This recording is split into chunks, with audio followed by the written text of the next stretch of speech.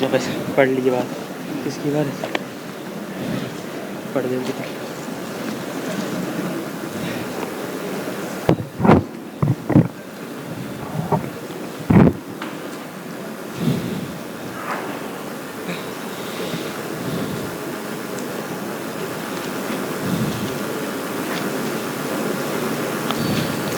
بسم الله الرحمن الرحيم.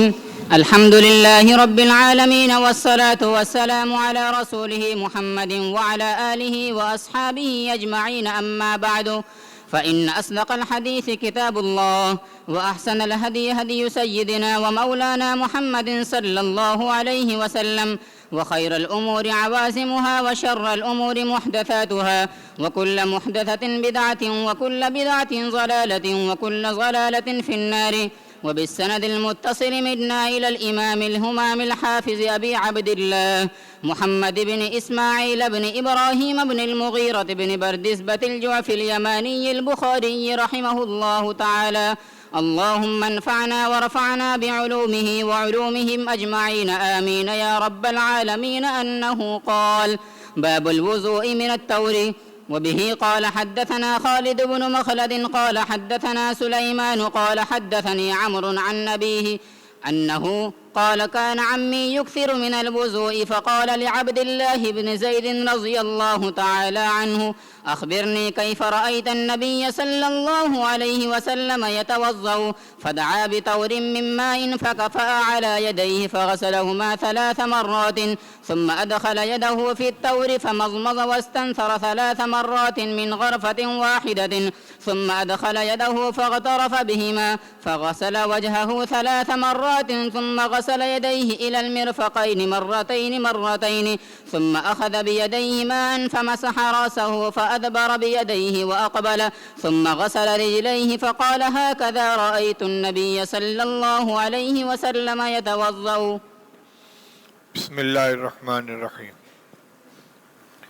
باب الوضوء من الطور. پیچھے باب آ چکا ہے جس میں باب الغسل والوضوء فی المخضب والقدح والخشب والحجارت، ہر نوع کے برتن سے وضو کرنا جائز ہے اور ہر مادے سے بنے ہوئے برتن سے. سونے چاندی کے بارے میں جو قید ہے وہ اپنی جگہ پر ہے. مرد کے لیے سونے کے برتن کا استعمال جائز نہیں ہے، چاندی کے برتن کا استعمال جائز نہیں ہے. صرف انگوٹھی کا استعمال درست ہے، وہ بھی 4 ماشے کے بمقدار 1 درم. لیکن عام طور سے برتن جن چیزوں کے ہوتے ہیں، لکڑی ہے، پتھر ہے، تانبا ہے، پیتل ہے، ان سب کے قسم کے چیزوں سے بنے ہوئے برتن سے وضو و غسل جائز ہے.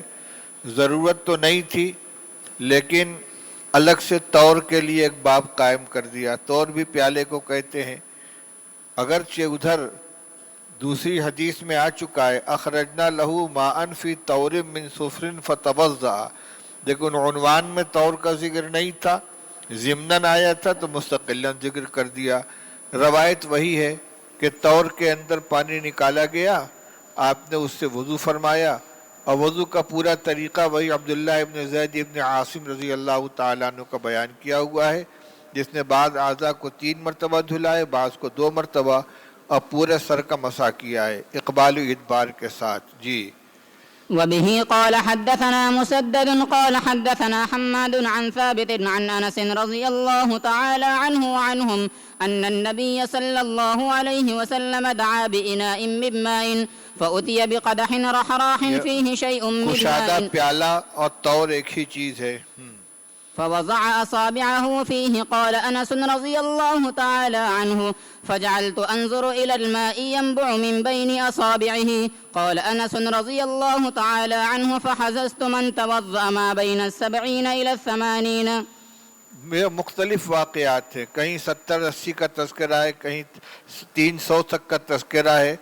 تو معلوم ہوتا ہے کہ اس طرح برتن میں ہاتھ ڈال کر اور انگلیوں کے درمیان سے پانی ابلنے کا واقعہ متعدد مرتبہ پیش آیا ہے. اس لیے راویوں کی روایت میں اختلاف ہو رہا ہے، کوئی کسی واقعے کو ذکر کر رہا ہے، کوئی کسی واقعے کو ذکر کر رہا ہے. یہ تضاد نہیں بلکہ تعدد واقعات پر محمول ہے. جی باب الوضوء بالمد. وبه قال حدثنا أبو نعيم قال حدثنا مسعر قال حدثني ابن جبر رحمهم الله تعالى أنه قال سمعت أنسا رضي الله تعالى عنه أنه يقول كان النبي صلى الله عليه وسلم يغسل أو كان يغتسل بالصاع إلى 5 أمداد ويتوضأ بالمد.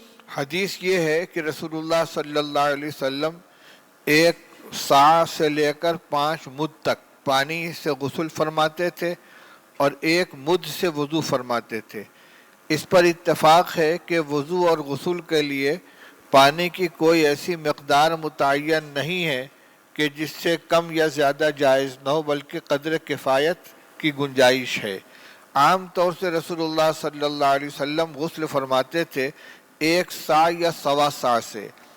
صاع 4 مد کا ہوتا ہے، اس پر اتفاق ہے. البتہ مد کی مقدار میں اختلاف ہے. ہمارے یہاں جو صاع عراقی ہے، امام ابو حنیفہ رحمۃ اللہ علیہ جس کے قائل ہیں، اس میں 1 مد 2 رطل کا مانا گیا ہے. 1 مد 2 رطل کا اور 4 مد کا 1 صاع، تو 8 رطل کا 1 صاع ہو گیا. اور حضرات شوافی کے نزدیک 1 مد ہوتا ہے 1/3 رطل کا. 1 مد 1/3 مد رطل کا، یعنی 5/1/3 رطل کا 1 مد، اور ہمارے یہاں 8 رطل کا 1 مد. آسانی سے سمجھنے کے لیے یوں سمجھ لیجئے کہ 16 رطل میں ہمارے یہاں 2 صاع بنے گا اور شوافی کے یہاں 3 صاع بنے گا. 5/1/3 کو 3 سے ضرب دو تو 16 ہو جاتا ہے. تو 16 رطل میں ہمارا 2 صاع اور شوافی کا 3 صاع. لیکن ہمارے حضرت مولانا فخر الدین صاحب رحمۃ اللہ علیہ فرماتے تھے کہ یہ اختلاف محض حسابی ہے، کیونکہ ہمارا رطل چھوٹا ہے، ان کا رطل بڑا ہے. تو جو جب ناپا جائے گا تو ان کے رطل کے حساب سے 5/1/3 رطل میں جتنا پانی آئے گا، ہمارے رطل کے حساب سے 8 رطل میں اتنا ہی ہوگا. لیکن یہ مقدار جو ہے یہ کوئی متعین نہیں ہے. عادتاً رسول اللہ صلی اللہ علیہ وسلم اتنا پانی استعمال فرمایا کرتے تھے. یہ تو غسل کا معاملہ ہوا. بالصاع الی 5 امداد کا مطلب 1 صاع سے لے کر سوا صاع تک پانی استعمال فرماتے تھے غسل میں. اور وضو میں 1 مد یعنی 1 صاع کا 1/4 حصہ، تو 1 صاع کا 1/4 حصہ 1 مد ہوا. یہ مقدار وضو کے لیے کافی ہو سکتی ہے. عام طور سے ہم لوگ جتنا پانی استعمال کرتے غسل یا وضو میں، عربوں کے یہاں جہاں پانی کی قلت تھی اس کا تصور بھی نہیں تھا کہ اتنا پانی وضو میں ضائع کیا جا سکتا ہے. لیکن جب پانی کی قلت ہوتی ہے تب قدر ہوتی ہے.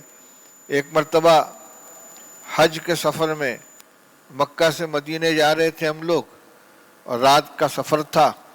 فجر کا وقت ہو گیا، صبح صادق ہو گئی، روشنی پھیلتی چلی جا رہی تھی. ڈرائیور کو ہم لوگ روک رہے ہیں کہ جلدی روکو، فجر کا وقت نکلا جا رہا ہے.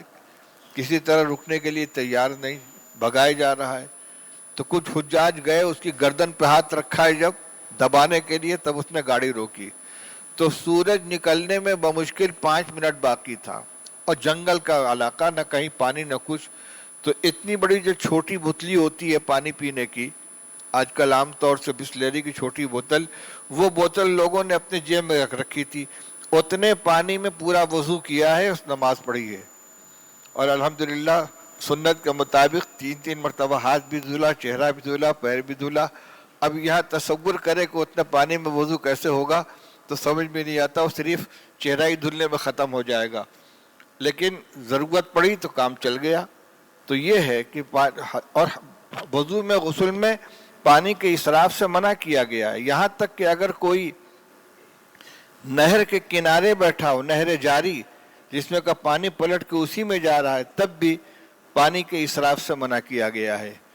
بہرحال الوضو بالمد کا مطلب یہی ہوا کہ اتنے وضو سے اتنے پانی سے وضو کرنے کی رسول اللہ صلی اللہ علیہ وسلم کی عادت تھی، لیکن یہ ایسی تعین نہیں ہے کہ اس سے کم یا زیادہ کی گنجائش نہ ہو۔ جی، باب المسح على الخفين. مسح علی الخفین، یہ قرآن کے اوپر اضافہ ہے۔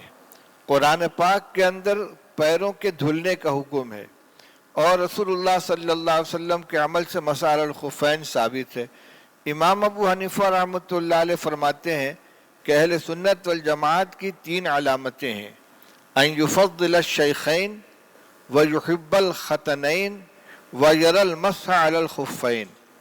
حضرات شیخین حضرت ابوبکر و عمر رضی اللہ عنہما کو پوری امت میں سب سے افضل جانے، آپ صلی اللہ علیہ وسلم کے دونوں داماد حضرت عثمان اور حضرت علی رضی اللہ عنہما سے محبت رکھے، اور مسح علی الخفین کے جواز کا قائل ہو۔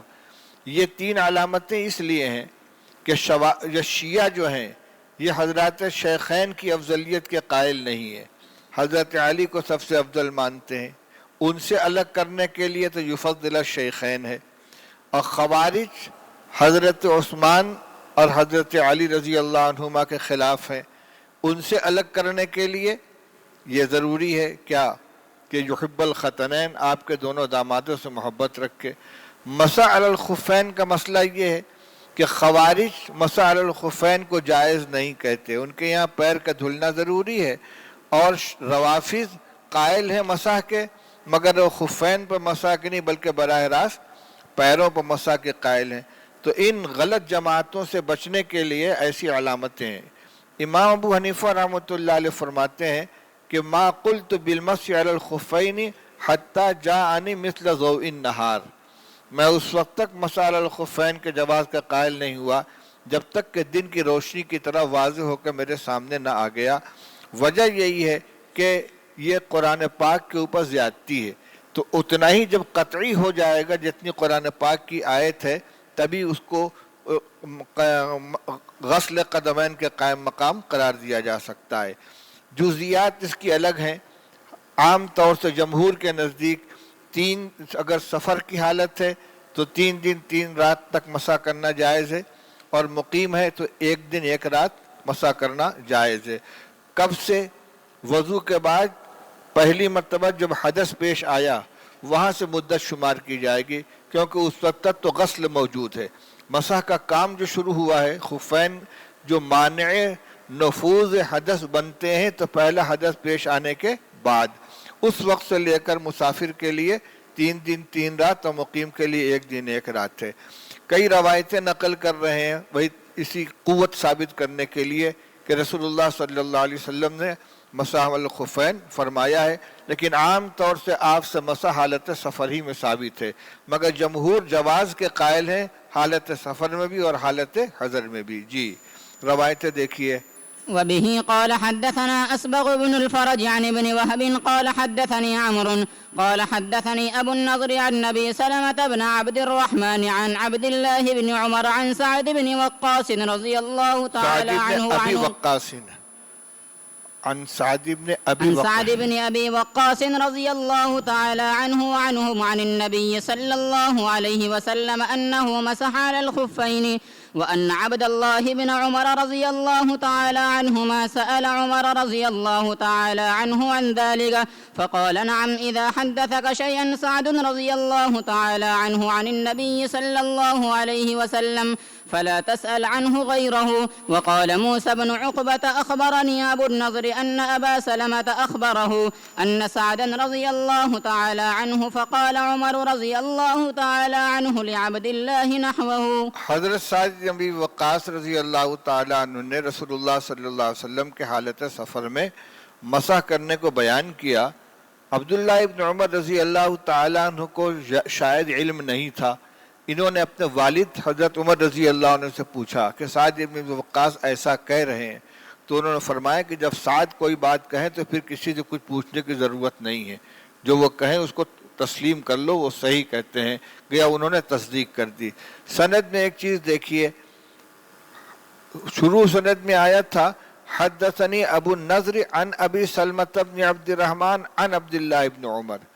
امام بخاری رحمۃ اللہ علیہ کے اتصال سند کے لیے ثبوت لقا ضروری ہے. ثبوت لقا کا مطلب ایسے الفاظ ہو جو سماع پر دلالت کرتے ہوں, اور اس میں دونوں سند جو ان کے ساتھ آئی ہے تو اس کی تائید کے لیے قال موسیٰ بن عقبہ اخبرنی ابو النضری ان ابا سلمۃ اخبرہ ان سعدا, دونوں جگہ صراحت آ گئی. ابو النضر کا سماع ابو سلمہ سے اور ابو سلمہ کا سماع حضرت اخبرہ ان سعدا فقال عمر لعبداللہ ابن عمر. تو یہ جو روایت ہوئی اس میں سماع کی صراحت ہو گئی کہ ابو النضر نے ابو سلمہ سے براہ راست سنا ہے. چلیے دوسری روایت دیکھیے. وبه قال حدثنا عمرو بن خالد الحراني قال حدثنا الليث عن يحيى بن سعيد عن سعد إبراهيم عن نافع بن جبير عن عروة بن المغيرة عن نبيه المغيرة بن شعبة رضي الله تعالى عنه وعنهم عن رسول الله صلى الله عليه وسلم أنه خرج لحاجته فاتبعوا المغيرة رضي الله تعالى عنه بإداوة فيها ماء فصب عليه حين فرغ من حاجته فتوضأ ومسح على الخفين. یہ سفر کا واقعہ ہے. جی. وبه قال حدثنا أبو نعيم قال حدثنا شيبان عن يحيى النبي سلمة عن جعفر بن عمرو بن الأمية الزمري أن أباه أخبره أنه رسول الله صلى الله عليه وسلم يمسح على الخفين وتابعه حرب وابان عن يحيى رحمه الله تعالى. عمرو بن امیہ زمری رضی اللہ تعالیٰ عنہ نے اپنے صاحبزادے جعفر کو بتلایا کہ انہوں نے رسول اللہ صلی اللہ علیہ وسلم کو مسح علی الخفین کرتے ہوئے دیکھا ہے. اس میں ابو سلمہ اور عمرو بن امیہ کے درمیان صاحبزادے جعفر کا واسطہ ہے. اگلی سند دیکھیے. وبه قال حدثنا عبدان قال أخبرنا عبد الله قال أخبرنا الأوزاعي عن يحيى عن نبي سلمة عن جعفر بن عمرو بن أمية عن نبيه رضي الله تعالى عنه وعنهم أنه قال رأيت النبي صلى الله عليه وسلم يمسح على عمامته وخفيه. وتابعه معمر عن يحيى النبي سلمة عن عمرو رضي الله تعالى عنه وعنهم رأيت النبي صلى الله عليه وسلم. اس میں دو باتیں دیکھنے کی ہیں. ایک تو یہ روایت امام اوزاعی کی ہے, اخبرنا الاوزاعی عن یحییٰ عن ابی سلمۃ عن جعفر. یہ اپنی روایت میں مسح علی الخفین کے ساتھ مسح علی العمامہ کا بھی تذکرہ کرتے ہیں کہ رسول اللہ صلی اللہ عمرو بن امیہ کہتے ہیں کہ میں نے رسول اللہ صلی اللہ علیہ وسلم کو دیکھا مسح کرتے ہوئے اپنے عمامہ پر اور اپنے خفین کے اوپر. لیکن اوزاعی کے علاوہ کوئی مسح کے ساتھ عمامہ کا تذکرہ نہیں کرتا. حاشیہ نمبر 13 میں دیکھ لیجئے. قال ابن بطال قال الاصیلی ذکر العمامتی فی هذا الحدیث من خطأ الاوزاعی. یہ امام اوزاعی کی خطا ہے جو انہوں نے اس کے اندر ذکر کیا ہے, ورنہ کسی کے نزدیک بھی مسح علی الخفین کے ساتھ مسح علی العمامہ کی اجازت نہیں ہے, بلکہ سر کے اوپر مسح کرنا براہ راست ضروری ہے.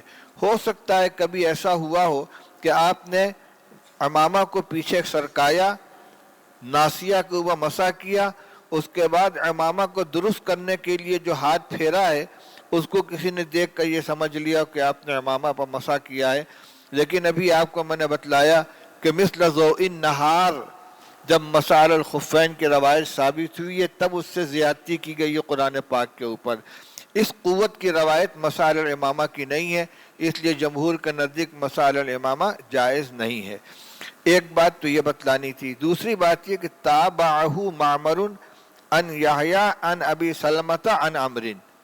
اوپر کی روایت میں ابو سلمہ جعفر ابن عمرو ابن امیہ سے, اور وہ نقل کرتے تھے کس سے؟ عمرو ابن امیہ سے, زمری سے. اور اس میں ابو سلمہ براہ راست عمرو ابن امیہ سے نقل کر رہے ہیں, جعفر کا واسطہ اس میں نہیں آیا ہے. اور اس سند یہ روایت مصنف عبد الرزاق کے اندر آئی ہے, اس میں امامہ کا تذکرہ نہیں ہے.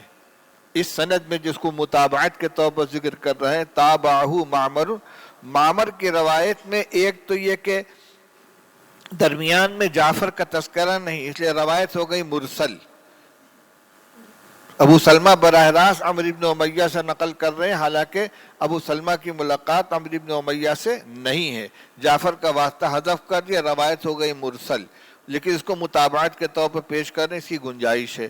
دوسری بات یہ ہے کہ اس متابعت والی روایت میں امامہ کا تذکرہ نہیں ہے، صرف مسح علی الخفین کا تذکرہ ہے۔ بہرحال مسح علی الخفین جائز ہے اور یہ اہل سنت والجماعت کی علامات میں سے ہے۔ جی باب اذا ادخل رجليه وهما طاهرتان، جب دونوں پیروں کو داخل کیا ہو خفین کے اندر اس حال میں کہ دونوں پیر پاک ہوں، یعنی دھلے ہوئے ہوں، حدث اس کا زائل ہو چکا ہو، تب اس کے اوپر مسح کرنا جائز ہے۔ عنوان یہ بتا رہا ہے کہ امام بخاری رحمۃ اللہ علیہ کے نزدیک وضو میں ترتیب لازم نہیں ہے۔ اس ایک تو انہوں نے اوپر جو وضو کے ارکان ذکر کیے تو اس میں کوئی ترتیب نہیں رکھی تھی۔ حضرات شوافع کے نزدیک چونکہ وضو میں ترتیب ضروری ہے، اس لیے مسح علی الخفین کے جواز کے لیے یہ ضروری ہے کہ مکمل وضو کرنے کے بعد ہی خفین کو پہنا ہو۔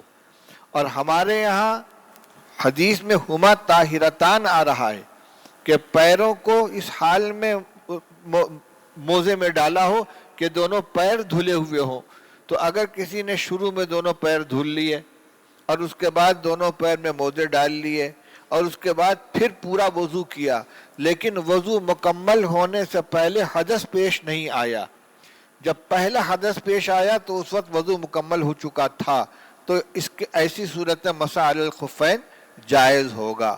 کیوں؟ اگرچہ وضو بغیر ترتیب کے ہوا ہے لیکن خفین کو پہنا ہے پیروں کے پاک ہونے کی صورت میں۔ اور امام شافعی رحمۃ اللہ علیہ کے نزدیک چونکہ ترتیب ضروری ہے، اس لیے ان کے یہاں صرف پیر کو دھل کے اگر خفین پہن لیے ہیں تو یہ کافی نہیں ہے جب تک کہ مکمل وضو کرنے کے بعد نہ پہنا گیا ہو۔ روایت دیکھیے۔ وبه قال حدثنا أبو نعيم قال حدثنا زكريا عن عامر عن عروة بن المغيرة عن أبيه رضي الله تعالى عنه وعنهم أنه قال كنت مع النبي صلى الله عليه وسلم في سفر فأهويت لأنزع خفيه فقال دعهما فإني أدخلتهما طاهرتين فمسح عليهما۔ حضور صلی اللہ علیہ وسلم کو وضو کرا رہے تھے مغیرہ ابن شعبہ رضی اللہ عنہ، آپ کے پیروں میں خفین تھے۔ جب پیر دھلنے کا نمبر آیا تو انہوں نے ہاتھ بڑھایا کہ خفین کو اتار دیں، آنے فرمایا رہنے دو۔ انی ادخلتہما طاہرتین، میں نے دونوں پیر میں موزے اس حال میں داخل کیے تھے کہ دونوں پیر دھلے ہوئے تھے۔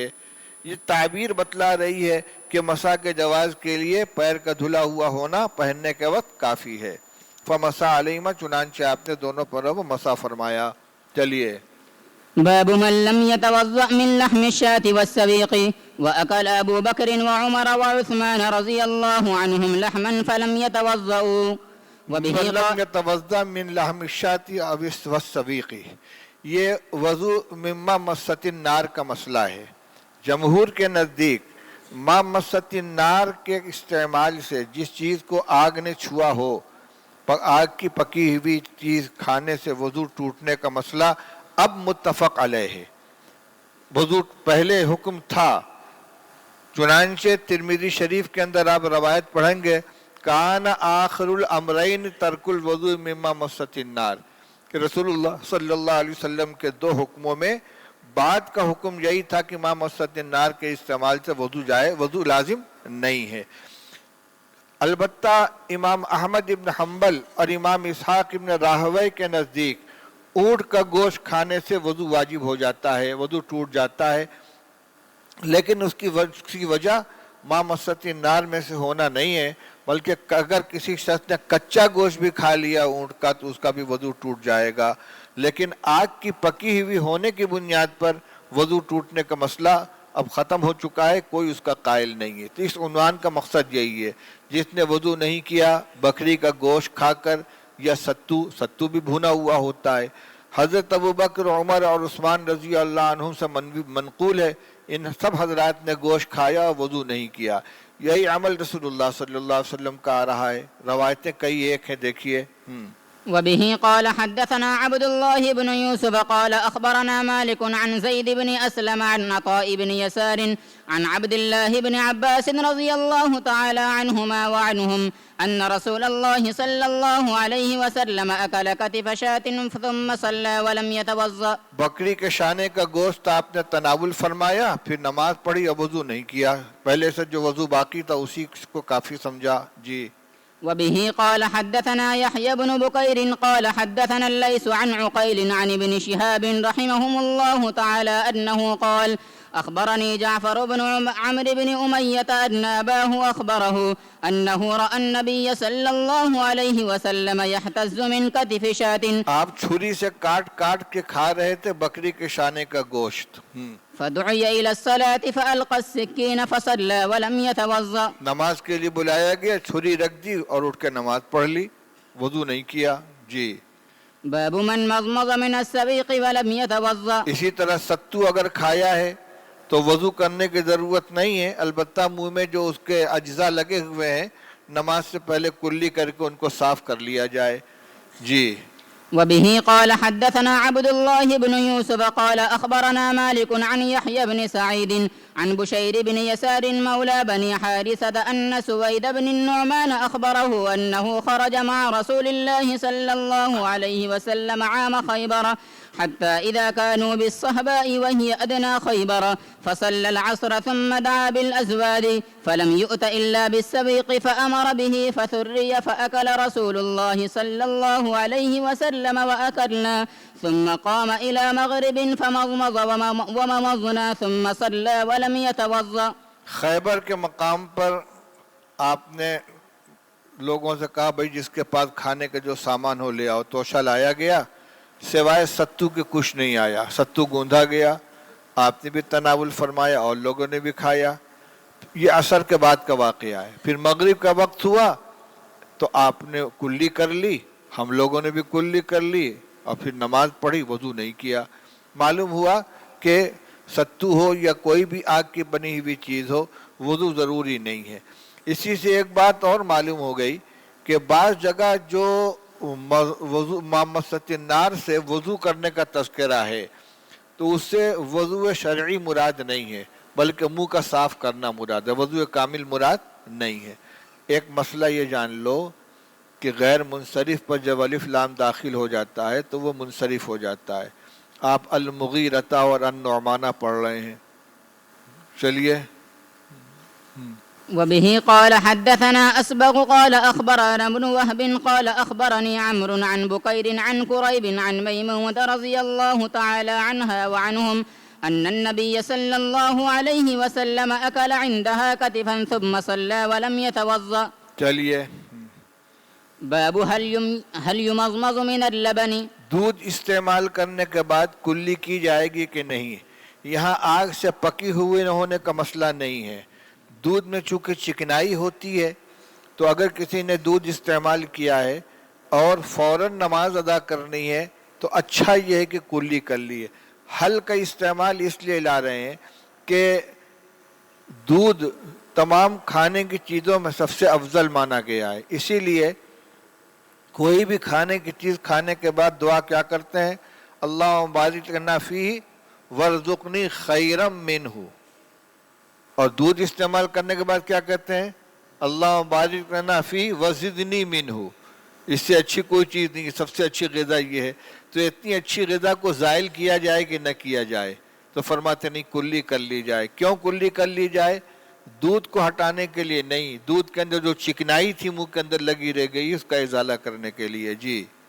وبه قال حدثنا يحيى بن بكير وقتيبة رحمهم الله تعالى قال حدثنا الليث عن عقيل عن ابن شهاب عن عبيد الله بن عبد الله بن عتبة عن ابن عباس رضي الله تعالى عنهما وعنهم أن رسول الله صلى الله عليه وسلم شرب لمنا فمضمض وقال إن له دسما. تابعه يونس وصالح بن كيسان عن الزهري رحمه الله تعالى. باب الوضوء من النوم ومن لم ير من النعسة والنعستين او الخفقة وضوءا. یہ بورنگ کی صفائی ہو رہی ہے کیا ہے؟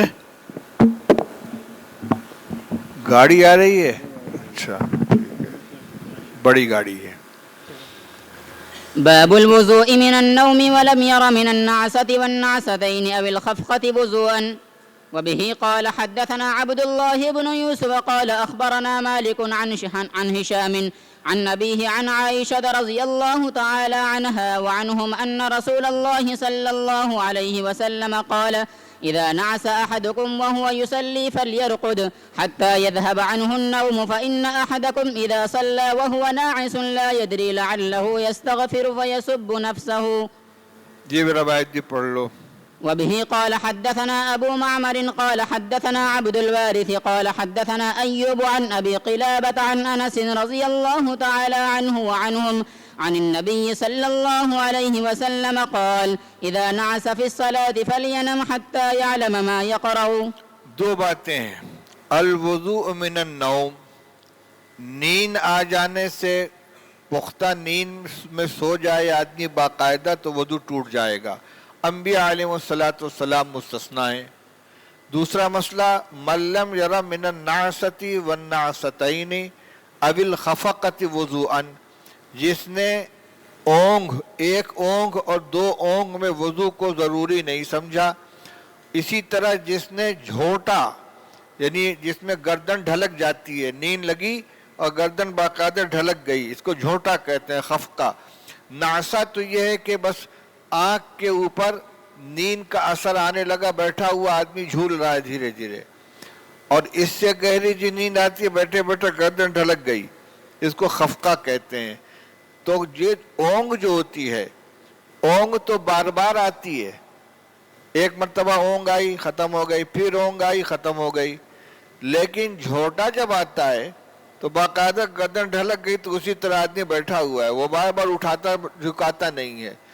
یہ نقطہ بتایا تھا ہمارے حضرت رحمۃ اللہ علیہ نے کہ ناسا کے ساتھ ناستین لگایا، خفقہ کے ساتھ خفقتین کیوں نہیں لگایا؟ کہتے ہیں اونگ جو آتی ہے تو بار بار آتی ہے، ایسے ایسے کرتا رہتا ہے آدمی، لیکن جب گردن ڈھلک گئی تو پھر بار بار اٹھاتا جھکاتا نہیں بلکہ اسی طرح بیٹھا رہتا ہے. لیکن بیٹھا ہوا ہے، نیند ابھی گہری نہیں ہے، کسی چیز سے ٹیک لگائے ہوئے نہیں ہے، تو اس سے وضو نہیں ٹوٹے گا. دلیل کیا ہے؟ نیند سے وضو ٹوٹنا مسئلہ تو مسلم ہے، اس لیے روایت جو لا رہے ہیں وہ ایسی لا رہے ہیں جس سے معلوم ہو جائے کہ نعسہ سے اور نعستین سے وضو نہیں ٹوٹتا. اونگ سے وضو نہ ٹوٹنے کے ثبوت میں روایت پیش کر رہے ہیں. روایت کیا پڑھی آپ نے؟ حضرت عائشہ رضی اللہ عنہ فرماتی ہیں کہ نبی کریم صلی اللہ علیہ وسلم نے فرمایا کہ جب تم میں سے کسی کو اونگ آنے لگے اور وہ نماز پڑھ رہا ہو تو چاہیے کہ سو جائے یہاں تک کہ اس کی نیند کا اثر زائل ہو جائے. کیوں؟ اس لیے کہ تم میں کا کوئی جب نماز پڑھ رہا ہوگا اور اونگ رہا ہوگا تو اسے پتہ نہیں چلے گا، ہو سکتا ہے کہ وہ استغفار کرنا چاہے اور اپنے لیے بد دعا کر بیٹھے. نیند کا عالم ہے، اللہم اغفر لی، اللہم انی اسألک الجنۃ واعوذ بک من النار، کہیں الٹ نہ دے نماز کے اندر، کہیں اغفر لی کو لا تغفر لی نہ کر دے. تو یہ چونکہ پورے طور سے ہوش میں نہیں ہے، دماغ تھوڑا سا غائب ہے، اس لیے ایسی حالت میں نماز نہ پڑھے. سوال یہ ہے کہ اس سے وضو نہ ٹوٹنا کیسے ثابت ہوا کہ نیند سے وضو، اونگ سے وضو نہیں ٹوٹتا؟ شاہ ولی اللہ رحمۃ اللہ علیہ فرماتے ہیں کہ اگر اونگ سے وضو ٹوٹ جاتا تو آپ فرماتے کہ جس کو اونگ آئے وہ سو جائے کیونکہ اس کا وضو ٹوٹ گیا. آپ یہ نہیں فرما رہے ہیں، آپ فرماتے ہیں سو جائے اس لیے کہ ہو سکتا ہے کہ وہ دعا کرنے کے بجائے بد دعا کر بیٹھے. شاہ صاحب کا یہ فرمانا، شاہ ولی اللہ رحمۃ اللہ علیہ کا، کہ جب کسی چیز کے ایک سے زیادہ اسباب ہوں تو اس چیز کی نسبت سبب قریب کی طرف کی جاتی ہے، سبب بعید کی طرف نہیں کی جاتی. اگر اونگ سے وضو ٹوٹ جاتا تو نماز چھوڑ کر سو جانے کا حکم رسول اللہ صلی اللہ علیہ وسلم کیوں دیتے؟ اس کی نسبت کس کی طرف کرتے؟ وضو ٹوٹ جانے کی طرف. لیکن وضو ٹوٹنے کی وجہ نہیں آپ نے بیان نہیں فرمائی، بلکہ وجہ کیا بیان فرمائی کہ الفاظ کی زبان سے کیا نکل رہے ہیں اس کا پتہ نہیں چل رہا ہے۔ شیخ الہند رحمۃ اللہ علیہ نے اور بڑھیا بات بتائی، وہ یہ کہتے ہیں کہ رسول اللہ صلی اللہ علیہ وسلم نے فرمایا کہ جس کو اونگ آنے لگے تو اس کو چاہیے کہ سو جائے۔ تو سو جانے کا مطلب کہ اونگ آئی بس وہیں سو جائے گا؟ بھائی جتنی نماز باقی پوری کرے گا نا، رکوع کرے گا، سجدہ کرے گا، تحیات میں بیٹھے گا، دعا پڑھے گا، سلام کے پھیرے گا، جا کے سو جائے گا۔ جس وقت اونگ آئی اس کے بعد جتنی نماز باقی وہ نماز پوری کرے گا۔ فلیرقد کا مطلب یہ نہیں کہ فوراً سو جائے، بلکہ مطلب یہ کہ ما بقیہ نماز پوری کر کے سو جائے۔ تو ما بقیہ نماز پوری کرنے کی اجازت یہ بتلا رہی کہ اونگ آنے سے وضو نہیں ٹوٹا، یہ روایت سے ثابت ہوتا ہے۔ بہرحال شاہ ولی اللہ رحمۃ اللہ علیہ کی وجہ لے لیجئے کہ نسبت سبب قریب کی طرف کی جاتی ہے، سبب بعید کی طرف نہیں کی جاتی۔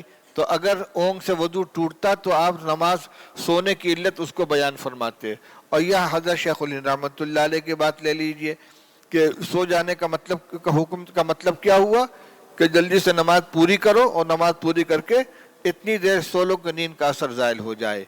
چلیے دوسری روایت، اذا نعس فی الصلاۃ، رسول اللہ صلی اللہ علیہ وسلم فرماتے ہیں اذا نعس فی الصلاۃ فلینم حتی یعلم ما یقرأ، جس کو نیند آنے لگے، اونگ آنے لگے تو اس کو چاہیے کہ وہ سو جائے، اتنی دیر سو جائے کہ اس کو پتہ چلنے لگے کہ میں کیا پڑھ رہا ہوں، یعنی نیند سے بیدار ہو کر اتنا ہوش میں آ جائے کہ اپنی قرأت کا اس کو صحیح اندازہ ہو سکے۔ چلیے باب الوضوء من غیر حدث۔ وضو واجب تو اس وقت ہوتا ہے جب آدمی بے وضو ہو، اسی لیے اذا قمتم الی الصلاۃ فاغسلوا وجوہکم کی آیت میں مقدر مانا گیا ہے اذا قمتم الی الصلاۃ وانتم محدثون فاغسلوا وجوہکم وایدیکم الی المرافق، لیکن اگر کوئی پہلے سے باوضو ہے اور اس کے باوجود وضو کرنا چاہے تو اس کا کیا حکم ہے اس کو بیان فرما رہے ہیں۔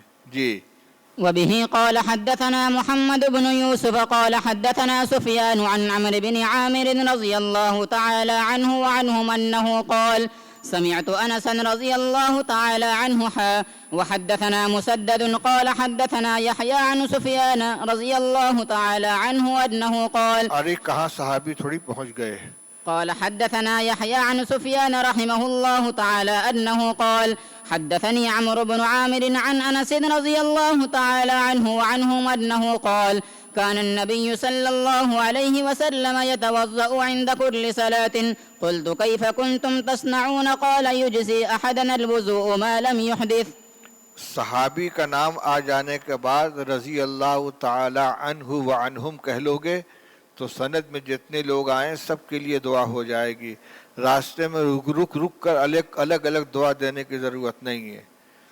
حضرت انس رضی اللہ تعالیٰ نے فرماتے ہیں کہ رسول اللہ صلی اللہ علیہ وسلم ہر نماز کے وقت تازہ وضو فرمایا کرتے تھے۔ ان کے شاگرد جو ہے عمرو ابن عامر، وہ کہتے ہیں میں نے پوچھا کیف کنتم تصنعون، آپ لوگ کیا کرتے تھے؟ قال یجزو احدنا الوضوء ما لم یحدث، ہم میں سے ایک کے لیے وضو کفایت کرتا تھا جب تک کہ حدث پیش نہ آ جائے۔ یہ عادت رسول اللہ صلی اللہ علیہ وسلم کی اکثری ہے، ورنہ ابھی اوپر آپ دیکھ چکے ہیں غزوہ اس میں خیبر کے سفر کے اندر کہ عصر کی وضو سے آپ نے مغرب کی نماز ادا فرمائی ہے، عصر کے بعد ستو استعمال کیا ہے، اس کے بعد کلی کی ہے، نماز ادا فرما لی ہے۔ تو عصر کی نماز پڑھی تھی جس وضو سے، یہ صراحت روایت کے اندر، اور پھر وضو نہیں کیا دوبارہ اور مغرب کی نماز ادا فرما لی۔ اس سے کیا معلوم ہوا؟ کبھی کبھار آپ ایک وضو سے دو نماز بھی ادا کر لیتے تھے، اور اس کی روایت بھی آگے لا رہے ہیں، پڑھیے۔ وبه قال حدثنا خالد بن مخلد قال حدثنا سليمان قال حدثني يحيى بن سعيد قال أخبرني بشير بن يسار قال أخبرني سويد بن النعمان قال خرجنا مع رسول الله صلى الله عليه وسلم عام خيبر حتى إذا كنا بالصهباء صلى لنا رسول الله صلى الله عليه وسلم العصر فلما صلى دعا بالأطعمة فلم يؤت إلا بالسبيق فأكلنا وشربنا ثم قام النبي صلى الله عليه وسلم إلى المغرب فمضمض ثم صلى لنا المغرب ولم يتوضأ۔ یہ روایت دوبارہ آ گئی۔ عصر کی نماز آپ نے ادا کی تھی، پھر ستو تناول فرمایا، اور دوبارہ وضو کیے بغیر مغرب کی نماز ادا فرما لی۔ یہ دکھلانا بھی تھا کہ وہاں مسجد النار سے وضو نہیں ٹوٹتا، لیکن یہ بھی دکھلانا تھا کہ میرے لیے بھی ہر نماز کے لیے تازہ وضو کرنا ضروری نہیں ہے، افضل ہے۔ جی یہ مسئلہ میں نے بتلا دیا تھا کہ اگر کسی نے وضو کیا ہے اور اس سے کوئی ایسا عمل کر لیا ہے کہ جس کے لیے وضو ضروری ہے، تب تو دوبارہ وضو کرنا افضل ہے، لیکن وضو کیا ہو اس وضو سے ابھی کوئی عمل نہیں کیا ہے تو پھر دوبارہ وضو کرنا افضل نہیں ہے، اس لیے پانی کا ضیاع ہے، کیونکہ پہلا وضو مکمل چونکہ تو محفوظ ہے اس کو استعمال نہیں کیا گیا ہے۔ جی باب من الكبائر الا يستتر من بوله، اپنے پیشاب سے حفاظت نہ کرنا، نہ بچنا، یہ گناہ کبیرہ میں سے ہے۔ جی وبه قال حدثنا عثمان قال حدثنا جرير عن منصور عن مجاهد عن ابن عباس رضي الله تعالى عنهما وعنهم أنه قال مر النبي صلى الله عليه وسلم بحائط من حيطان المدينة أو مكة فسمع صوت إنسانين يعذبان في قبورهما فقال النبي صلى الله عليه وسلم يعذبان وما يعذبان في كبير ثم قال بلى كان أحدهما لا يستتر من بوله وكان الآخر يمشي بالنميمة ثم دعا بجريدة فكسرها كسرتين فوضع على كل قبر منهما كسرة فقيل له يا رسول الله لم فعلت هذا قال لعله أن يخفف عنهما ما لم تيبسا۔ رسول اللہ صلی اللہ عبداللہ ابن عباس رضی اللہ عنہما کی روایت ہے کہ رسول اللہ صلی اللہ علیہ وسلم ایک باغ کے پاس سے، احاطے کے پاس سے گزرے، مدینہ کے یا مکہ کے۔ تمام روایتوں سے معلوم ہوتا ہے کہ واقعہ مدینہ طیبہ کا ہے۔ یہ جریر راوی جو ہیں یہ ان کا وہم ہے جو انہوں نے مکہ کے ساتھ او مدینہ کے ساتھ او مکہ تک کا اضافہ کر دیا ہے، ورنہ یہ واقعہ مدینہ کا ہے، کیونکہ یہ روایت میں موجود ہے کہ مسلمانوں کے قبرستان کے پاس سے گزرے، اور بعض روایتوں میں کہ جنت البقیع کے پاس سے گزرے، اور یہ دونوں کے دونوں کہاں ہیں؟ مدینہ طیبہ کے اندر ہیں۔ تو مدینہ طیبہ میں قبر کے پاس سے آپ گزرے، آپ کو دو آدمیوں کی آواز سنائی دی جو اپنی قبروں کے اندر جن کو عذاب دیا جا رہا تھا، آپ کو محسوس ہوا، آپ نے سن لیا، تو آپ نے فرمایا یعذبانی، ان دو قبر والوں کو عذاب دیا جا رہا ہے، وما یعذبان فی کبیر، اور کسی بڑی چیز میں عذاب نہیں دیا جا رہا ہے۔ بڑی چیز میں عذاب نہیں دیا جا رہا، کیا مطلب؟ یعنی کوئی ایسی چیز نہیں تھی کہ جس سے بچنا بہت دشوار ہو، بہت مشکل ہو، مجبوراً مبتلا ہو گئے ہوں، بلکہ آسانی سے بچ سکتے تھے، لیکن انہوں نے اس کو اپنے آپ کو بچایا نہیں۔ پھر فرمایا ثم قال بلا، کیوں نہیں؟ یعنی نتیجے کے اعتبار سے وہ دونوں بڑی ہیں، وہ دونوں گناہ بڑے ہیں جو اسباب عذاب بنے ان کے لیے، تو ان کی نظروں میں وہ بڑے نہیں تھے لیکن اپنے نتیجے کے اعتبار سے بہت بڑے ہیں۔ کان احدہما لا یستتر من بولہ، ان دونوں میں کا ایک شخص تو اپنے پیشاب سے احتیاط نہیں کرتا تھا اور دوسرا چغل خوری کرتا تھا، لگائی بجھائی کرتا تھا۔ ایک ہوتی غیبت اور ایک نمیمہ، دونوں میں تھوڑا سا فرق ہے۔ غیبت تو یہ ہے کہ کسی کا پس پش تذکرہ کر دینا، اور نمیمہ ہے ایک کی شکایت دوسرے کے پاس لے کر جانا، ان کی شکایت وہاں کی، ان کی شکایت یہاں کی، یہ جو چلت پھرت ہوتی، یمشی بن نمیمہ، چغلی کھانا، ادھر کی شکایت ادھر، ادھر کی شکایت ادھر، یہ غیبت سے بھی بڑی چیز ہے۔ یہ افساد ذات البین ہے، دو آدمیوں کے درمیان تعلقات کو خراب کرنا۔ تو یہ ایک کو عذاب ہو رہا ہے پیشاب سے پرہیز نہ کرنے کی بنا پر، دوسرے کو عذاب ہو رہا ہے نمیمہ کی بنا پر۔ پھر آپ نے ایک ٹہنی منگوائی اور اس کو آپ نے توڑ دیا دو ٹکڑوں میں، اور دونوں قبروں میں ہر قبر کے اوپر ایک ایک ٹہنی رکھ دی۔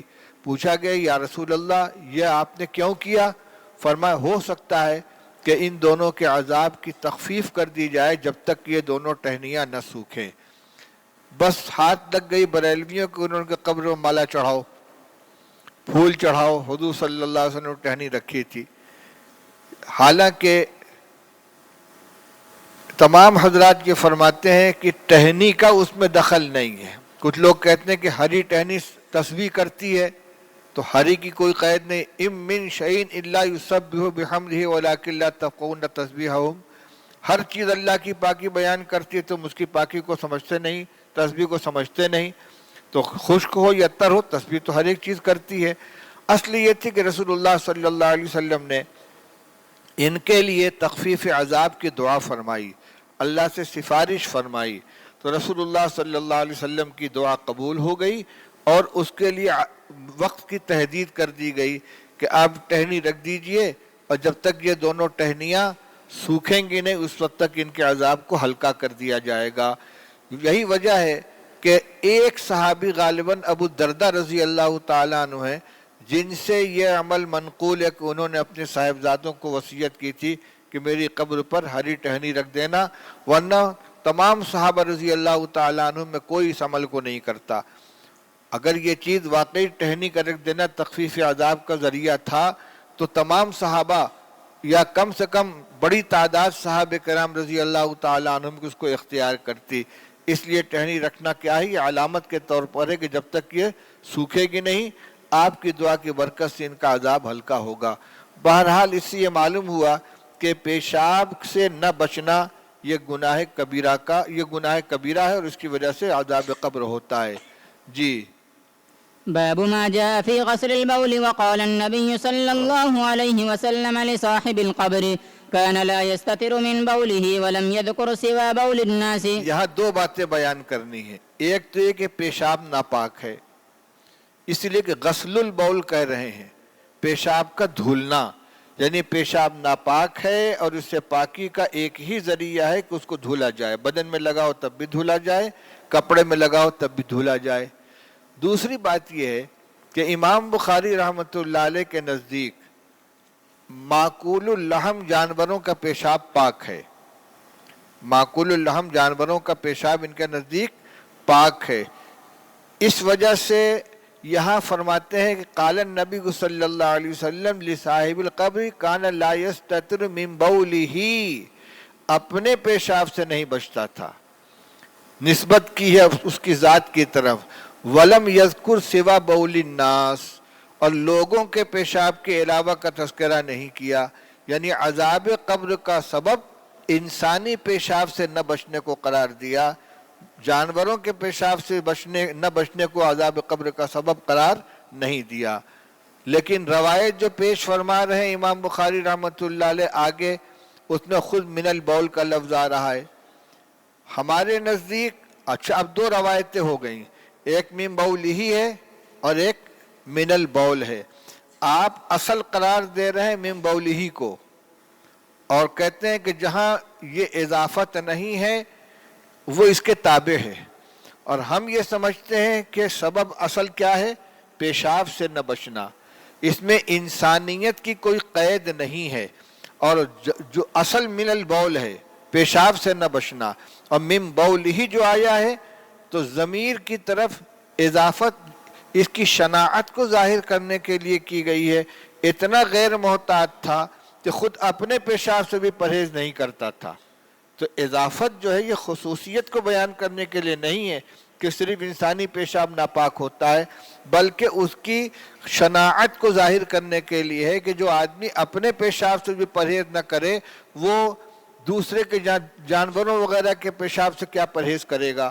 تو یہ انتہا درجے کی بے احتیاطی ہو گئی، لاپرواہی ہو گئی کہ اپنے پیشاب سے بھی پرہیز نہیں کرتا تھا. سوال یہ ہے کہ من بولہ کا جو لفظ آیا ہے تو کسی چیز کی پاکی یا ناپاکی میں شخصیت کا تو دخل ہوتا نہیں ہے کہ آدمی کا اپنا پیشاب اپنے حق میں صرف ناپاک ہو، اس کا کوئی قائل نہیں ہے. اس وجہ سے انہوں نے اس بولہی کو بول الناس قرار دے دیا. سوال یہ ہے کہ حضور نے تو بولہی کہا تھا نا، آپ اس کو عام کیوں کر رہے ہیں، بول الناس کہہ رہے ہیں کہ آپ نے صرف انسانی پیشاب کو بیان کیا. اس کی وجہ یہ ہے کہ کسی چیز کے پاکی یا ناپاکی میں کسی ذات کا دخل نہیں ہوتا کہ آدمی کا اپنا پیشاب صرف اپنے حق میں ناپاک ہو، دوسرے کے حق میں پاک ہو. اس لیے اس کو عام کر دیا، لیکن انسان کے باہر نہیں لے گئے. جانوروں کے پیشاب چونکہ بول الناس نہیں کہلاتا لہذا وہ پاک ہوگا. لیکن ہمارے سامنے روایات موجود ہیں. اس واقعے کے علاوہ ایک صحابی دفن کیے گئے تو ان کی قبر نے ان کو بھینچا، زغتا پایا گیا، جو رسول اللہ صلی اللہ علیہ وسلم کے اوپر جو چیز ظاہر ہوئی۔ آپ نے سوچا کہ آخر یہ واقعہ کیوں پیش آیا، تو ان کے گھر تشریف لے گئے، ان کی بیوی سے پوچھا کہ تمہارے شوہر کا کون سا عمل تھا جس کی وجہ سے ان کو قبر کے اندر بھینچا گیا، دبایا گیا؟ تو انہوں نے کہا کہ اور تو کوئی وجہ نہیں، لیکن وہ جانور چراتے تھے اور پیشاب سے احتیاط نہیں کرتے تھے۔ اب جو جانور پر چرایا جاتا ہے وہ معقول اللحم ہوتا ہے، غیر معقول اللحم ہوتا ہے۔ ظاہر بات ہے بکری ہے، اونٹ، انہیں کو تو چرایا جاتا ہے، ان کا پیشاب، ان کے پیشاب سے پرہیز نہ کرنے کی وجہ سے ان کو قبر کے اندر بھینچا گیا۔ زیادہ سے زیادہ آپ اورانیگین کا ایک واقعہ پیش کر سکتے ہیں کہ اورانیگین کو رسول اللہ صلی اللہ علیہ وسلم نے فرمایا تھا کہ ان کو اونٹوں کے باڑے میں لے جاؤ، اشربوا من البانہا و ابوالیہا، تو اس کی بہت سی توجیحات ہیں۔ اس ایک واقعے کے علاوہ پوری زندگی میں رسول اللہ صلی اللہ علیہ وسلم کے نہ کہیں کسی کو پیشاب پینے کی اجازت دی گئی، نہ حکم دیا گیا ہے۔ اور جو اضطرار کے احکام ہوتے ہیں وہ اختیار کے احکام سے الگ ہوتے ہیں۔ وہ جس بیماری میں مبتلا تھے انہوں نے خود کہا تھا کہ ہم لوگ جنگل کے رہنے والے ہیں، بستی ہمیں راس نہیں آ رہی ہے، ہمیں جانوروں کے باڑے میں بھیج دیا جائے، وہاں کا ماحول ہم کو راس آئے گا۔ یہاں ان کو شفا نہیں ہو رہی تھی، آپ کو غالباً وحی کے ذریعے معلوم ہو گیا کہ ان کی شفا اسی میں رکھی ہوئی ہے، تو وہ ہو گیا مضطر۔ وَمَنِ اضْطُرَّ غَيْرَ بَاغٍ وَلَا عَادٍ فَلَا إِثْمَ عَلَيْهِ، شراب کے ذریعے سے گھونٹ کو اتارا جا سکتا ہے، جان بچانے کے لیے خنزیر کا ایک لقمہ حلق میں اتارا جا سکتا ہے، تو اگر ان کی شفا اسی کے اندر محدود ہو گئی تھی تو ان کی جان بچانے کے لیے ان کو اس کی اجازت دے دی گئی۔ اس کے علاوہ جو تعبیر ہے بعض روایتوں میں یہ ہے کہ وَلْيَسْتَشْفُوا مِنْ أَبْوَالِهَا، بجائے شربو کے وَلْيَسْتَشْفُوا، اس سے شفا حاصل کریں، اور شفا حاصل کرنے کے لیے اس کی بو کو سونگھنا جس سے اس کی کھراند اندر کی طرف جائے، اس سے بھی علاج کیا جاتا ہے۔ اور کبھی کبھی دو مفعول کے جو عامل ہوتے ہیں ان میں سے ایک عامل کو حذف کر کے ایک ہی عامل کے اوپر دونوں معمول کو داخل کر دیا جاتا ہے۔ جیسے کہتے ہیں علفتھا طبنا و ماء، میں نے اپنے جانور کو چرایا گھاس اور پانی۔ تو گھاس اور پانی، گھاس تو چرایا جاتا ہے، پانی تو نہیں چرایا جاتا۔ بنگالی لوگ کھاتے ہیں پانی، باقی تو سب لوگ پیتے ہیں۔ تو علفتھا طبنا و ماء اصل میں کیا تھا؟ علفتھا طبنا و سقیتھا ماء، سقیتھا کو حذف کر دیا اور اسی کے اوپر عطف کر دیا۔ تو اشربوا من ابوالها واستشفوا من کہ اشربوا من البانها واستشفوا من ابوالها، کہ جو طریقہ ہے دودھ کو تو پیو اور پیشاب سے جس طریقے سے علاج کیا جاتا ہے علاج کرو۔ جو اصل چیز ہے جو یحل لهم الطیبات ویحرم علیہم الخبائث کا جو ضابطہ کلیہ ہے، پیشاب ظاہر بات ہے کہ یہ طیبات میں سے نہیں ہے، یہ کس میں سے ہے؟ خبائث میں سے ہے۔ اس لیے جب وہ خبائث میں سے ہے تو اس کا استعمال حرام ہوگا اور وہ ناپاک ہوگی۔ اس ایک واقعے کے علاوہ باقی کوئی ایسا واقعہ نہیں ہے جس نے پیشاب کے استعمال کرنے کی اجازت دی گئی ہو۔ اور جن چیزوں سے استدلال کے امام بخاری رحمۃ اللہ علیہ نے، وہ آپ کے سامنے آ رہی ہے، دیکھتے چلیے۔ باب ما جاء فی غسل البول وقال النبی صلی اللہ علیہ وسلم لصاحب القبر کانا لا یستتر من بولہ، اسی اضافت کو بنیاد بنا کر کہنے کہ انسانی پیشاب تو ناپاک ہے اور معقول اللحم جانور جتنے ان کا پیشاب ناپاک نہیں ہے۔ حد روایت پڑھیے۔ وبه قال حدثنا يعقوب بن إبراهيم قال أخبرنا إسماعيل بن إبراهيم قال حدثني روح بن القاسم قال حدثني عطاء بن أبي ميمونة عن أنس بن مالك رضي الله تعالى عنه وعنهم أنه قال كان رسول الله صلى الله عليه وسلم إذا تبرس لحاجته أتيته بماء فيغسل به. اس کے لیے وقفہ کرنا پڑے گا. ترجمان صاحب چائے لے آئے میرے لیے.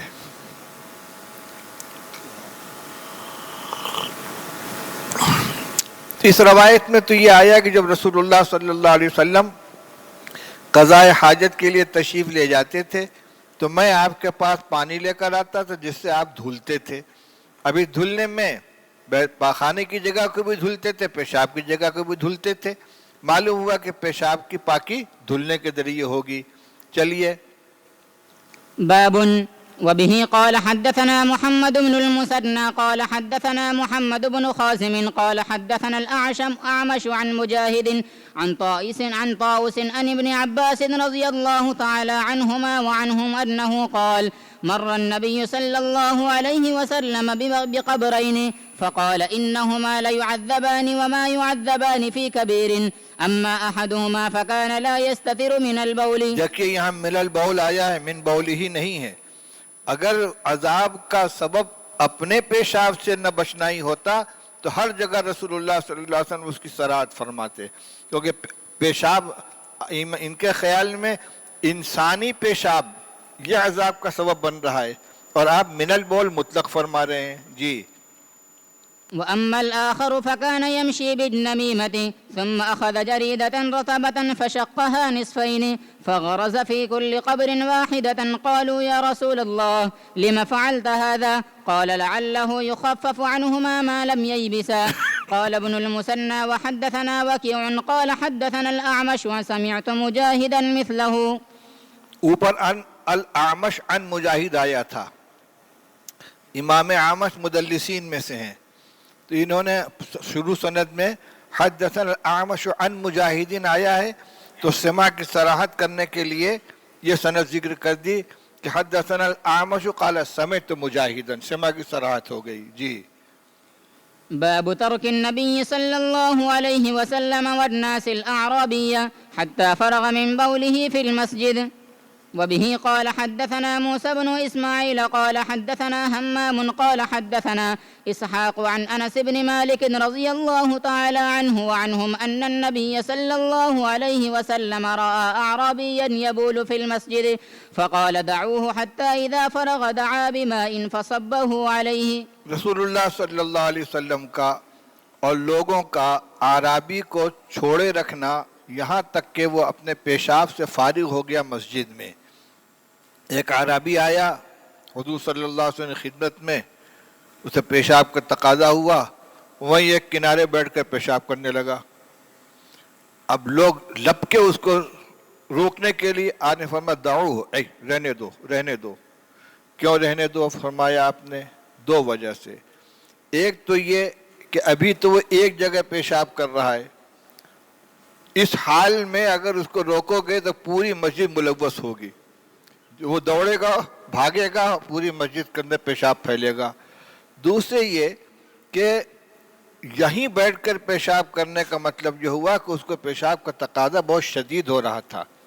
اس حالت میں اگر اچانک اس کو پیشاب سے منع کر دیا گیا تو حب سے بول, پیشاب کے رکنے کی بیماری میں مبتلا ہو جائے گا, جو اس کی صحت کے لیے بلکہ ممکن جان کے لیے خطرہ بن جائے. تو اذا ابتلیتم بالبلیتین فاختروا اہونہما, جب دو مصیبت سامنے آئے تو اس میں سے اہون کو اختیار کر لینا چاہیے. اس لیے فرمایا کہ پیشاب تو کر ہی رہا ہے, اس کو کر لینے دو. اب جو اس کو کرنا ہے پاکی کے لیے جو عمل کرنا ہے وہ ایک ساتھ کر لیا جائے گا. چنانچہ جب وہ فارغ ہو گیا تو آپ نے کیا فرمایا, حتیٰ اذا فرغ دعا بماء فصبہ علیہ, پانی منگا کر اس کے اوپر آپ نے بہا دیا. چونکہ زمین ریت کی کچی زمین تھی, جتنا پانی ڈالا گیا اوپر سے سب دھل کر اور پیشاب زمین کے اندر جذب ہو گیا, اور اوپر کی جگہ صاف ہو گئی, اور خشک ہو جانے کے بعد اسی کے اندر مل جائے گی. طہارت الارض یفسھا, اس لیے پاکی کے لیے یہ طریقہ اختیار کیا. اب اگلے باب میں بھی اسی کو بیان کر رہے ہیں. باب صب الماء علی البول فی المسجد. اس کا مطلب یہ ہے کہ جو پیشاب سے پاکی حاصل کرنے کا طریقہ مسجد کے باہر ہے وہی طریقہ مسجد کے اندر بھی ہے. یہاں زمین کھود کے نکالنے کی ضرورت نہیں ہے بلکہ پانی بہا دینا یہاں بھی کافی ہوگا. پڑھیے. باب صب الماء على البول في المسجد. وبه قال حدثنا أبو اليمان قال أخبرنا شعيب عن الزهري قال أخبرني عبيد الله بن عبد الله بن عتبة بن مسعود أن أبا هريرة رضي الله تعالى عنه أنه قال قام أعرابي فبال في المسجد فتناوله الناس فقال لهم النبي صلى الله عليه وسلم دعوه وهريقوا على بوله سجلا من ماء أو ذنوبا من ماء فإنما بعثتم ميسرين ولم تبعثوا معسرين. دلون اور ذنوبن دو لفظ، سجلن اور ذنوبن دو لفظ آیا ہے. سجل بھی ڈول کو کہتے ہیں چاہے اس میں تھوڑا پانی ہو یا زیادہ پانی ہو، اور ذنوب اس ڈول کو کہتے ہیں جو پانی سے بھرا ہوا ہو. لیکن اگر خالی ہو تو نہ سجل کہا جائے گا نہ ذنوب کہا جائے گا، صرف دلو کہا جائے گا. بہرحال واقعہ وہی ہے، جب وہ اعرابی پیشاب سے فارغ ہو گیا تو آپ نے فرمایا حریقوا علی بولہ سجلا من ماء او ذنوبا من ماء، اس کے پیشاب کے اوپر ایک بھرا ہوا ڈول پانی کا ڈال دو. اور یہ جو میں نے کہا کہ پیشاب کرتے ہوئے روکو مت، بعد میں پانی ڈال دو، اس کی وجہ کیا ہے؟ انما بعثتم میسرین ولم تبعثوا معسرین. تم لوگوں کو میسر بنا کر بھیجا گیا ہے، معسر بنا کر نہیں بھیجا گیا ہے. جس دو عمل میں سے جس کے اندر سہولت اس کو اختیار کرنا چاہیے. جی.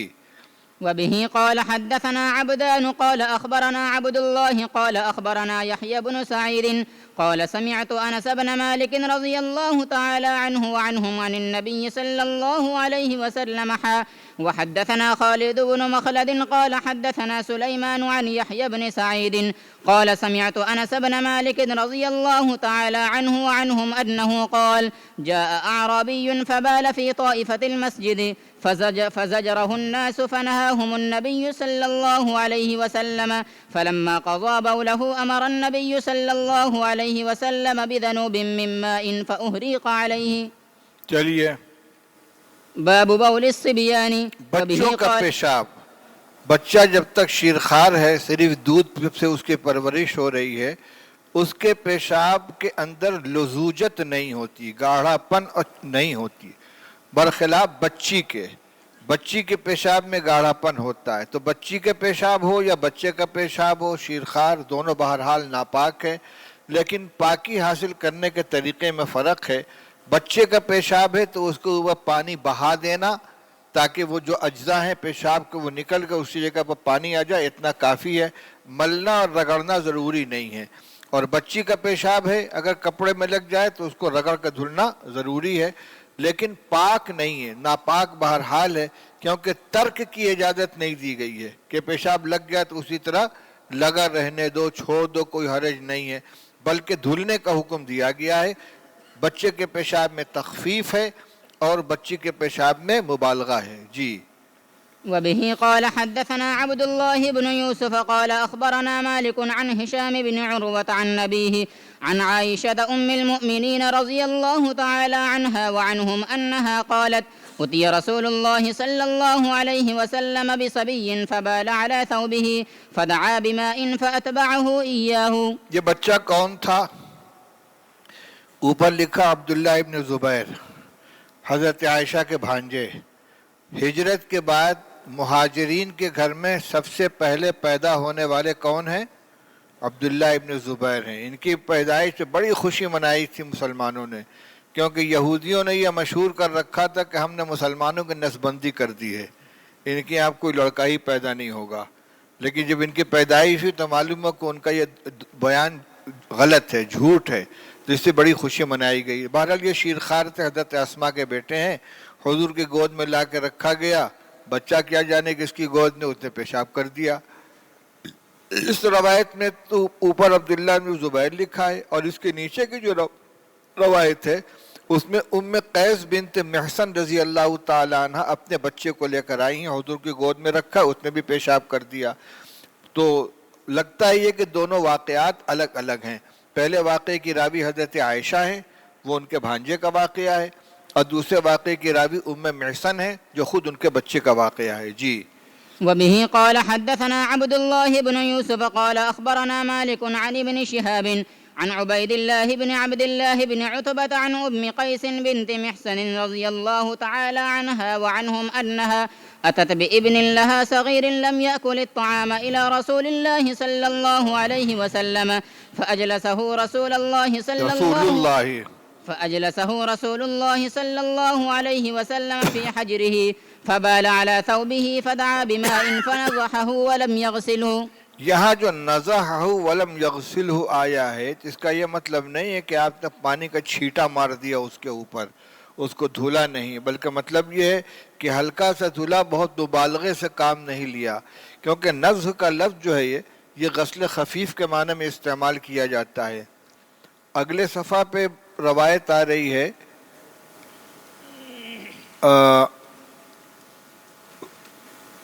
غسل دم کی.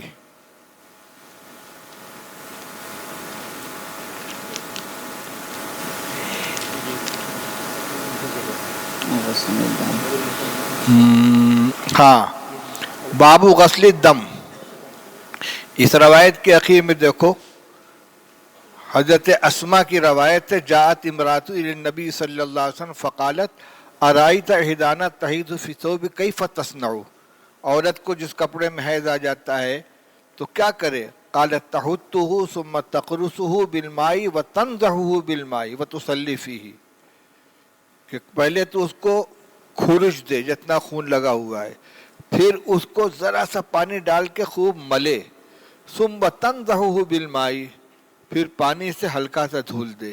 جب پہلے پانی ڈال کے اس کو مل کے پھولا لیا ہے تو تھوڑے پانی سے دھل کے بھی صفائی ہو جائے گی. اب دیکھیں یہاں تنضحہ بالماء جو آیا ہے چھیٹا مارنے کے معنی میں نہیں ہے.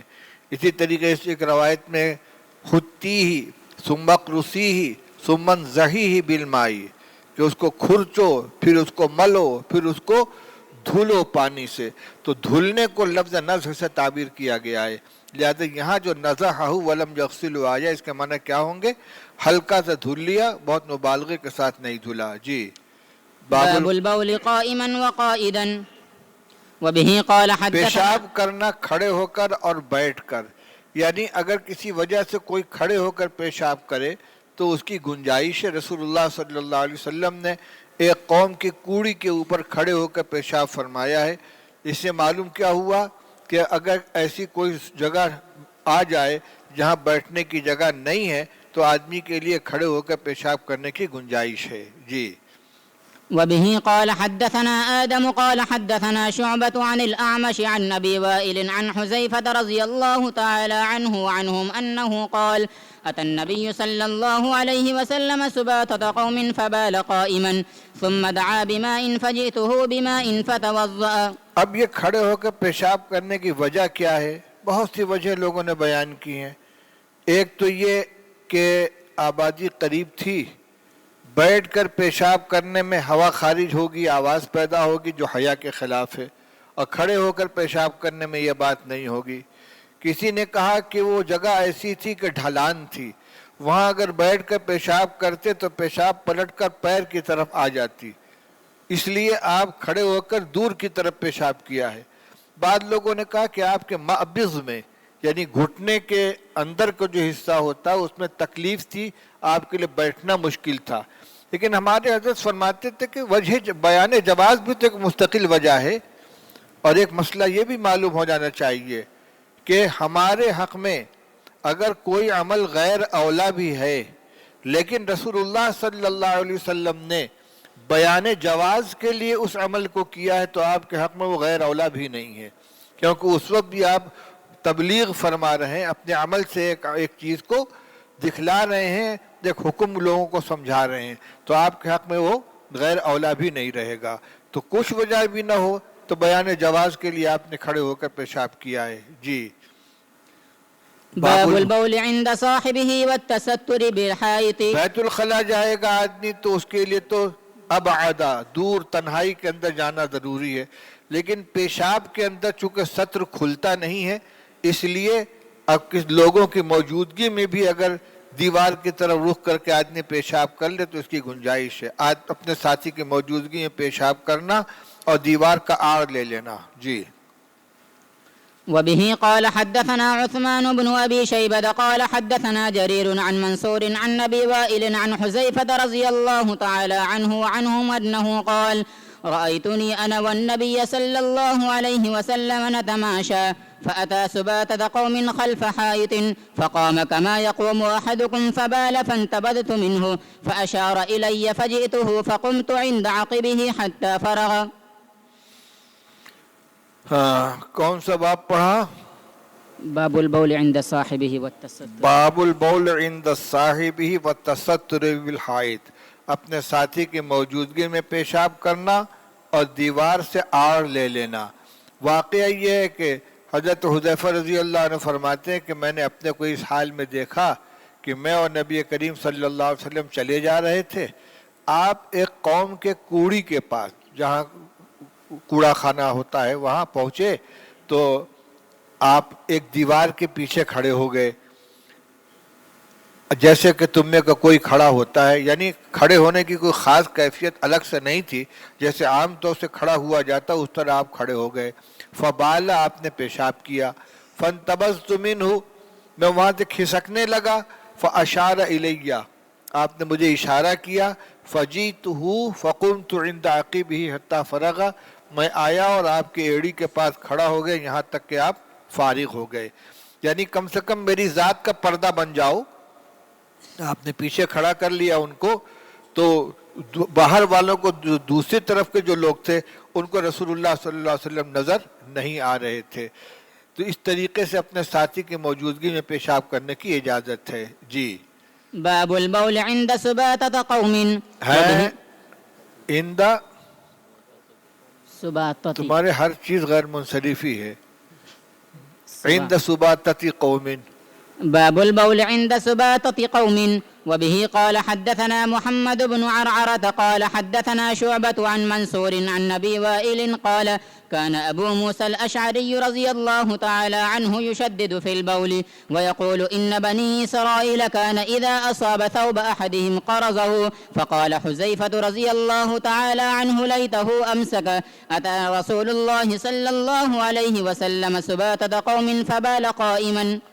البول عند سباتة قوم کا مقصد بظاہر یہی سمجھ میں آ رہا ہے کہ کوڑا خانہ تو گندگی کی جگہ ہے ہی, اس لیے اگر کسی قوم کے کوڑی کے پاس کوئی پیشاب کرے تو اسے اجازت لینے کی ضرورت نہیں. ہاں بھائی بستی والو, یہ کوڑا خانہ کس کا ہے, میں ذرا یہاں پیشاب کر لوں, اس کی ضرورت نہیں ہے, وہ تو گندگی کی جگہ ہے ہی.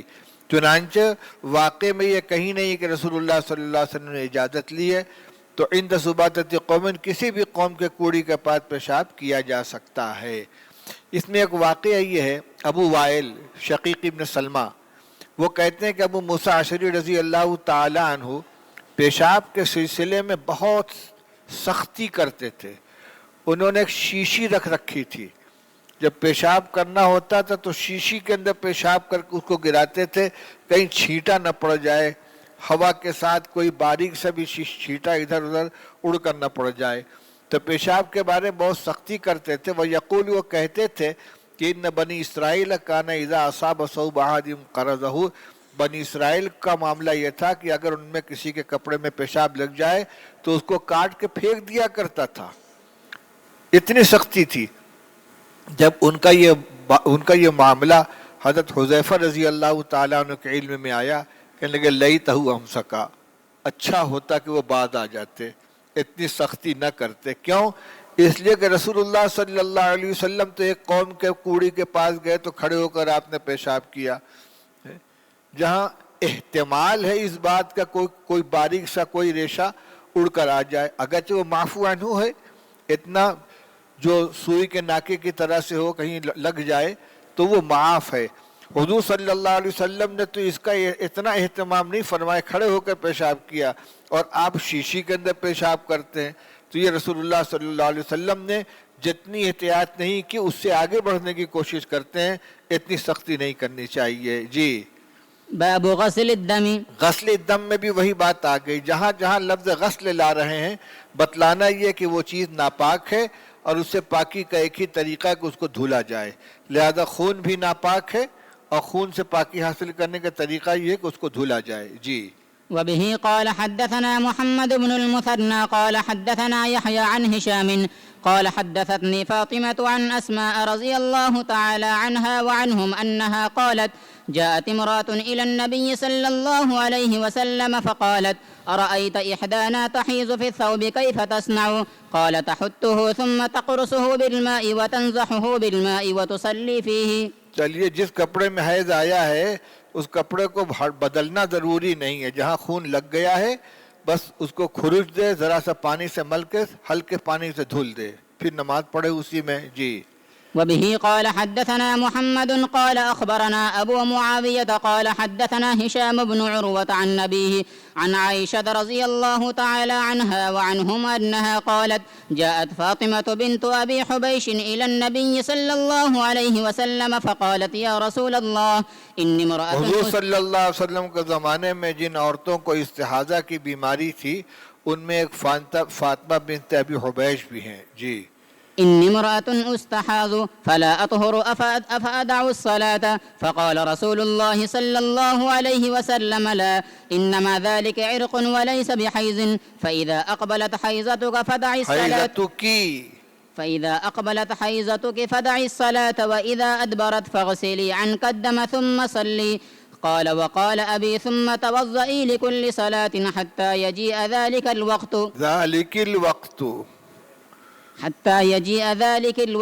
جی.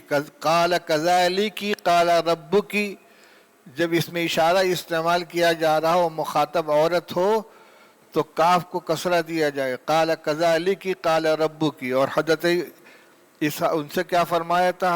حضرت ابراہیم سے، حضرت اسحاق سے، قال کذالک قال ربک. یہ روایت استحاضہ سے متعلق ہے. فاطمہ بنت ابی حبیش حضور کی خدمت میں آئی، کہنے لگی یا رسول اللہ، میں ایسی عورت ہوں جسے حیض کا خون بہت زیادہ آتا ہے، استحاضہ ہوتا ہے، میں پاک ہی نہیں ہو پاتی، یعنی انقطاع دم نہیں ہوتا، تو میں کیا کروں؟ آپ نے فرمایا کہ وہ حیض نہیں. وہ کہنے لگے کہ یا میں نماز چھوڑ دوں؟ یعنی نماز تو چھوڑنے کی چیز نہیں ہے، اور خون رکتا نہیں ہے، تو میں نماز کیسے پڑھوں؟ آپ نے فرمایا لا، نماز چھوڑنے کی ضرورت نہیں ہے. انما ذالک عرق، وہ قعر رحم سے آنے والا خون نہیں ہے بلکہ رگ سے آنے والا خون ہے. یہ زخم کے حکم میں ہے، وہ حیض نہیں ہے. جب وہ آئے، تمہارا حیض کا زمانہ آئے جو معمول کے مطابق حیض کا زمانہ ہے، تب تو اپنی نماز چھوڑ دو، اور جب وہ مدت چلی جائے تو اپنے سے خون کو دھل دو اور پھر نماز پڑھو. یوں سمجھ لو جیسے زخم سے خون آ رہا ہے اور تم معذور ہو، اسی طریقے سے نماز پڑھو. قال وقال ابی صبح توضعی لکل صلاۃ. فرماتے ہیں کہ یہ عروہ ابن زبیر اپنے والد ہشام ابن عروہ اپنے والد عروہ سے نقل کرتے ہیں کہ انہوں نے یہ کہا کہ آپ نے یہ فرمایا کہ توضعی لکل صلاۃ حتی یجیء ذلک الوقت، کہ پھر ہر نماز کے لیے تازہ وضو کرتی رہو یہاں تک کہ پھر حیض کا زمانہ آ جائے. حیض کا زمانہ آئے گا، پھر نماز چھوڑ دو گی، اور مدت پوری ہو جائے گی، پھر غسل کر کے دوبارہ نماز شروع کر دو گی. جی.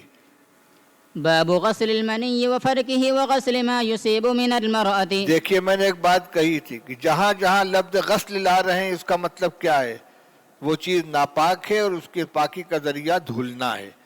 منی کے بارے میں فرماتے ہیں کہ منی بھی ناپاک ہے، اس کو دھلا جائے گا، لیکن اگر منی خشک ہے اور کپڑے کے اندر جذب کی ہوئی نہیں ہے، صرف اوپر ہے، تو کھرچ دینے سے بھی پاک ہو جائے گی، پاکی آ جائے گی. لیکن اس کی اجازت نہیں دے رہے ہیں کہ منی کپڑے میں لگی رہنے تو کوئی حرج کی بات نہیں ہے.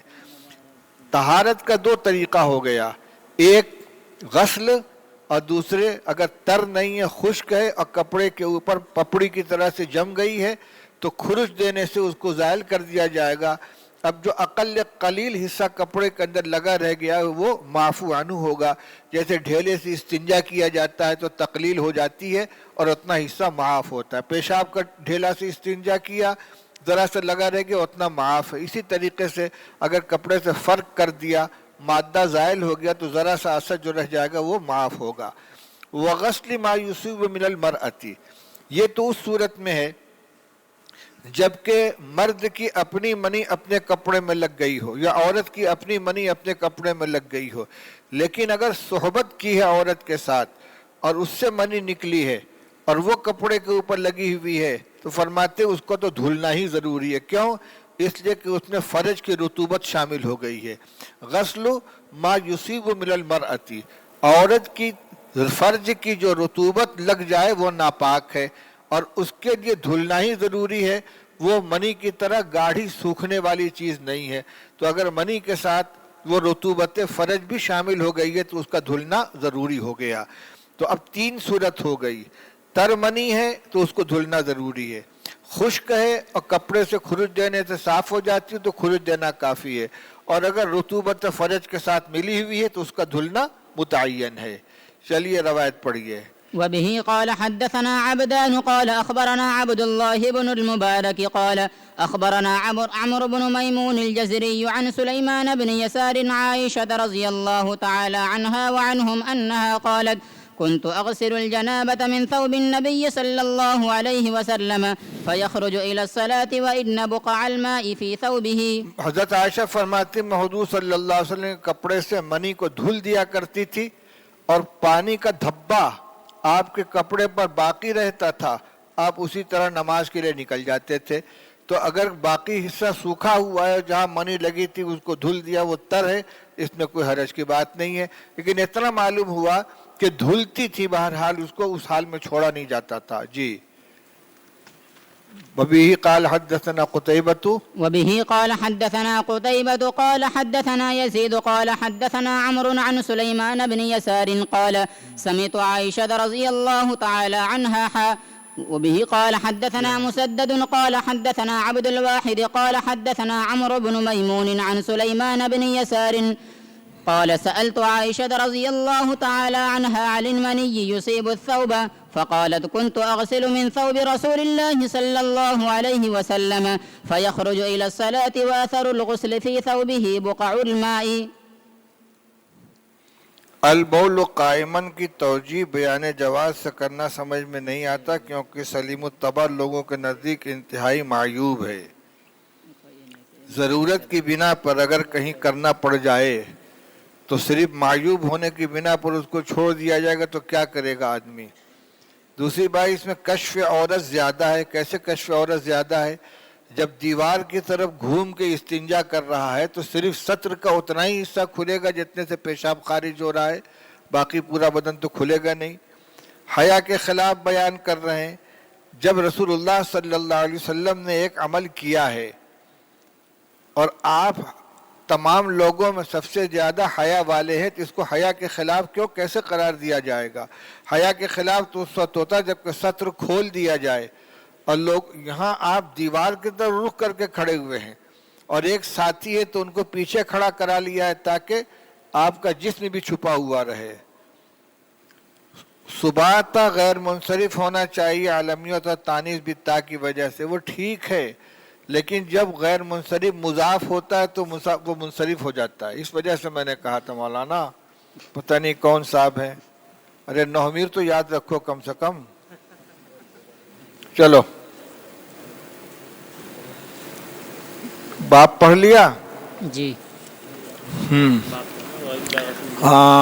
اذا غسل الجنابۃ او غیرہا فلم یذهب اثرہ، جب جنابت کو یعنی منی کو یا اس کے علاوہ مثلا خون کو دھل دیا اور اس کا اثر زائل نہیں ہوا، یعنی مادہ تو نکل گیا لیکن ہلکا سا رنگ رہ گیا یا اس کی مہک رہ گئی جو پانی سے زائل نہیں ہو رہی ہے تو اس میں کوئی حرج کی بات نہیں، اسی طرح نماز پڑھی جا سکتی ہے. جی.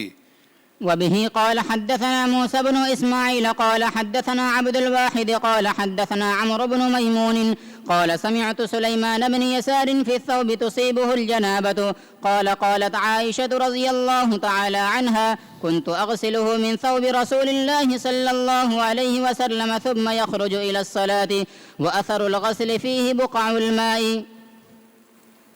دوسری روایت بھی پڑھ لیجیے. وبه قال حدثنا عمرو بن خالد قال حدثنا زهير قال حدثنا عمرو بن ميمون بن مهران عن سليمان بن يسار عن عائشة رضي الله تعالى عنها وعنهم أنها كانت تغسل المني من ثوب النبي صلى الله عليه وسلم ثم أراه فيه بقعة أو بقعا.